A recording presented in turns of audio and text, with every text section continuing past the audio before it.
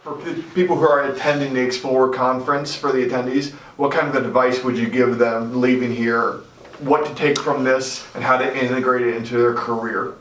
You know, depends on where you are in your career and what you're here for. And I mean, there's so much information about everything going on. Like you can't remember everything. Like they're taking notes, they're being like really good with that. And I don't know, I think a good, like, what everyone's kind of saying, it's like slow down, just work, like think about what you're doing, why you're doing it, where you want to go with it. Which was really what helped your career. Oh, yeah. Anyways, because your work changed drastically. And I was like, what'd you do? And you said, I'm just trying to slow down. Yeah, I used to be super quick. I used to do forearm tattoos like this kind of size in 3 hours, or with the stenciling and everything. And now, I mean, I do hand tattoos in 6 hours. You know, I've like, seen it. yeah, it's slow but they come out better. Yeah, and it holds, lasts beautiful. better, and like they don't scab up. I don't overwork it. I feel like I'm doing the same thing I was doing when I was doing this. It just takes longer. Yeah, I mean, saturation. I was staring at Ryan. I knew you did Ryan Thomas's hand, and I was staring at every time I talked to him every weekend. I was staring at his hand, and it's absolutely gorgeous. Thank you, man. Thank you. I think actually, you know, the most important thing that anybody here can take away from what went on was what Jake said in between one of the seminars. And a lot of people don't, you know, everybody is always looking for like, what's this thing gonna, you know, it's gonna make me this or that. You know, what works for one guy is not going to work for the next guy.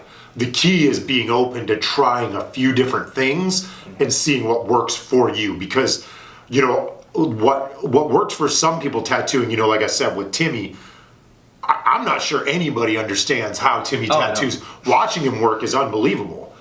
And you think like, oh, it's gonna come back looking like shit.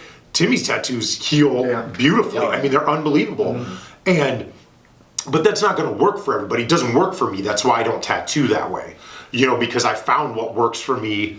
And even when I'm always trying to move forward with that, you know, techniques and whatnot, I'm still not going to be able to tattoo like that.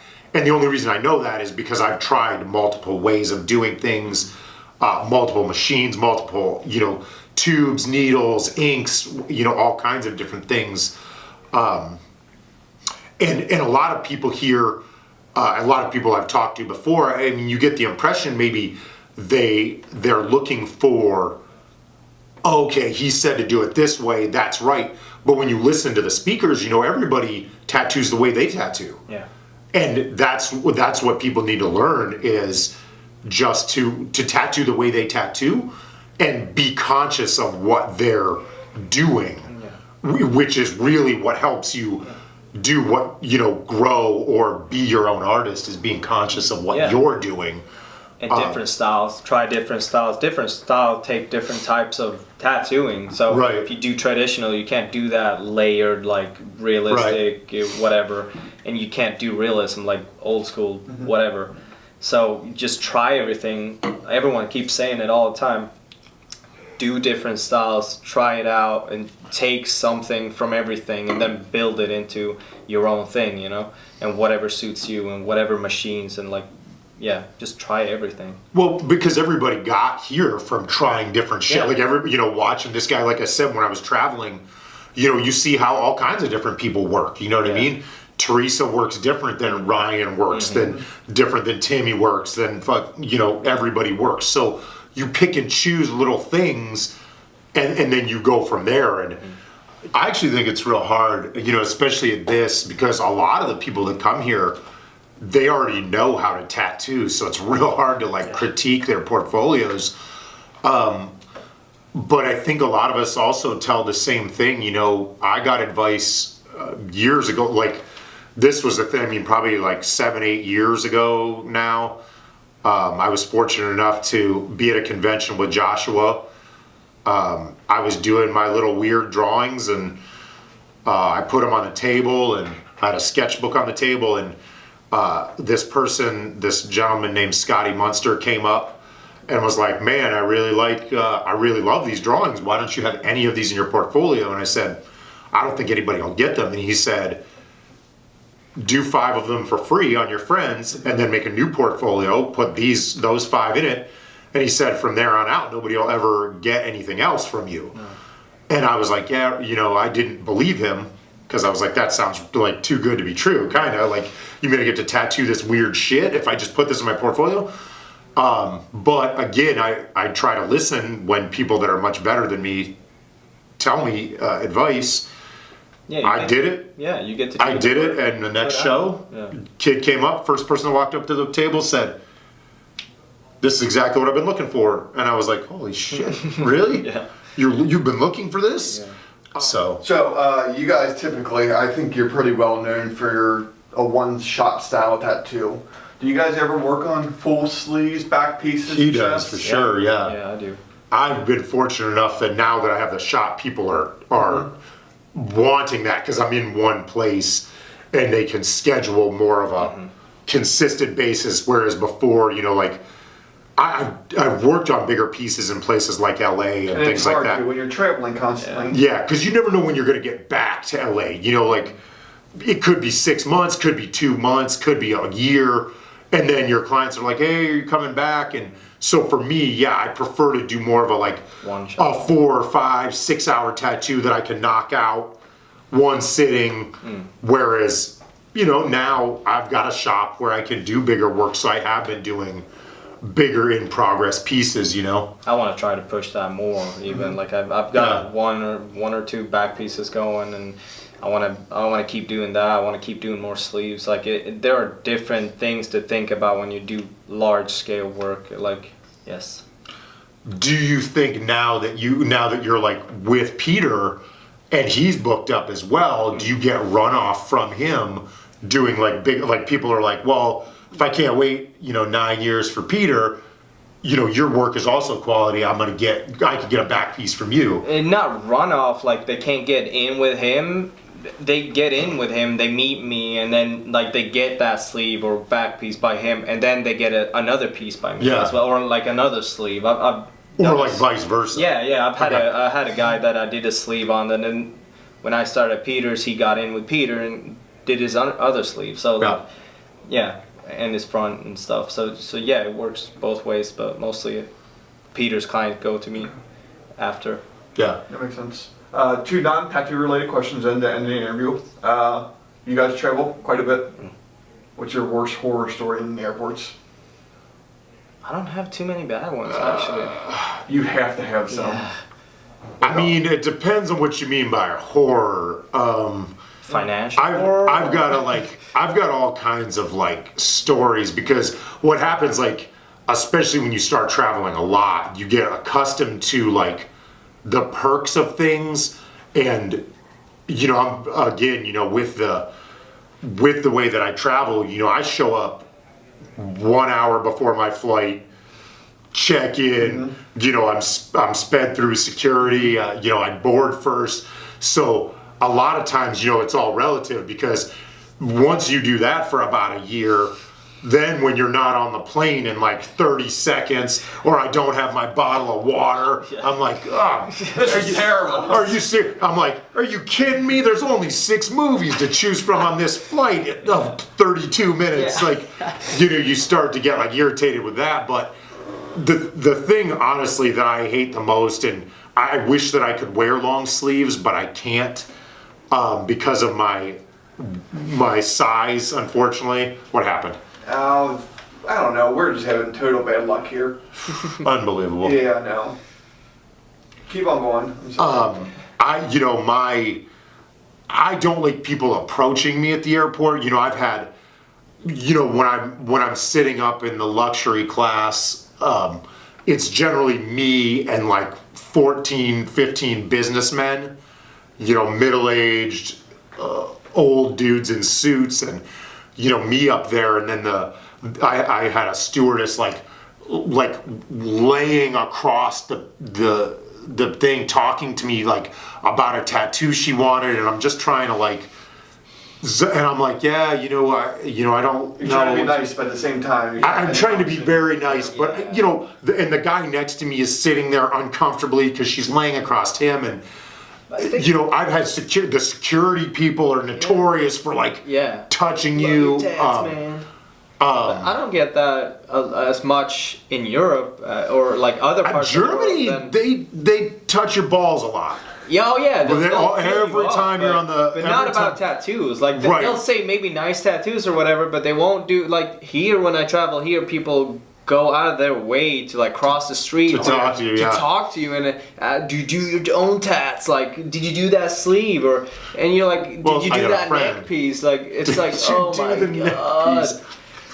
And I get it. Like, it gets real tiring real fast. Like... years ago, especially like when I was much younger man, like 15